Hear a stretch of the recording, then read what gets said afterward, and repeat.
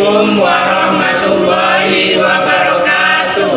Perkenalkan, nama saya Ridho Kurniawan. Saya Juliawani. Saya Dewi Satika. Saya Muhammad Hafiz. Saya Nika Saputra. Saya Risa Amelia. Saya Muhammad Idi Saputra.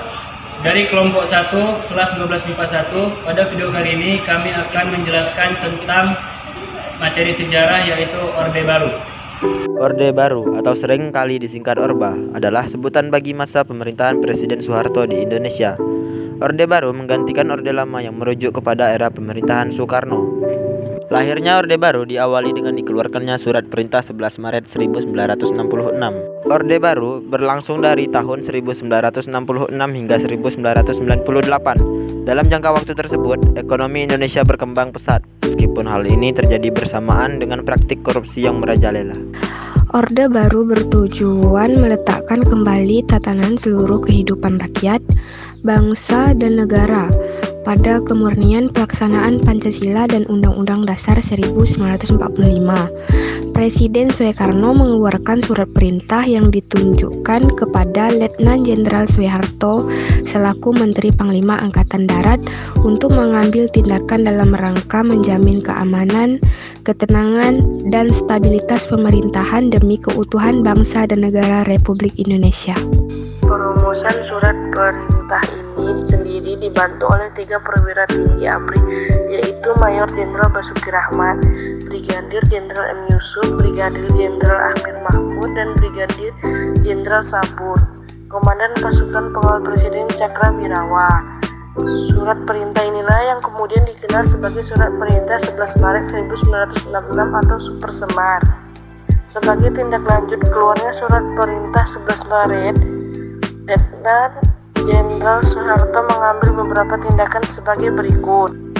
1. Pada tanggal 12 Maret 1966, dia mengeluarkan surat keputusan yang berisi pembubaran dan larangan bagi Partai Komunis Indonesia serta ormas-ormas yang bernaung dan berlindung atau senada dengannya untuk beraktivitas dan hidup di wilayah Indonesia.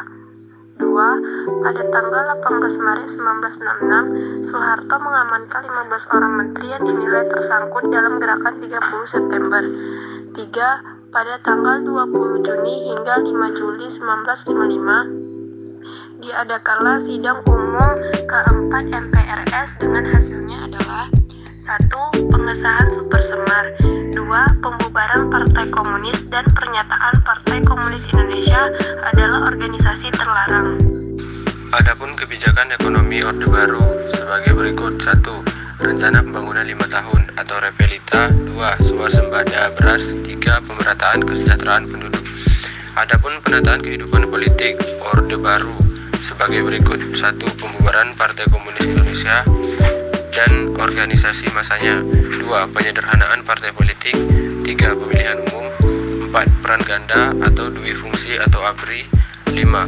Pedoman penghayatan dan pengalaman Pancasila atau P4. Penataan politik luar negeri Orba. 1. Kembali menjadi anggota PBB. 2. Normalisasi hubungan dengan negara lain. Penataan kehidupan ekonomi. 1. Pembangunan nasional, yaitu trilogi pembangunan. 2. Pelaksanaan pembangunan nasional, yaitu Perintah 1 mulai 1 April 1969 sampai 31 Maret 1974. Perintah 2 1 April 1974 sampai 31 Maret 1979. Perintah 3 1 April 1979 sampai 31 Maret 1984.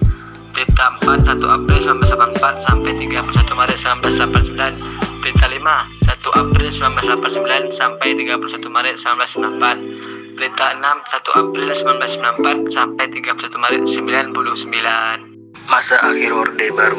Pada pertengahan 1997, Indonesia diserang krisis keuangan dan ekonomi Asia, disertai kemarau terburuk dalam 50 tahun terakhir dan harga minyak, gas, dan komoditas ekspor lainnya yang semakin jatuh. Rupiah jatuh, inflasi meningkat tajam, dan perpindahan modal dipercepat.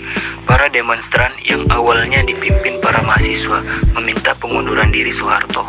Di tengah gejolak kemarahan mahasiswa yang meluas, Soeharto mengundurkan diri pada 21 Mei 1998, 3 bulan setelah MPR melantiknya untuk masa bakti ke-7. Soeharto kemudian memilih sang wakil presiden, B.J. Habibie, untuk menjadi presiden ketiga. Indonesia.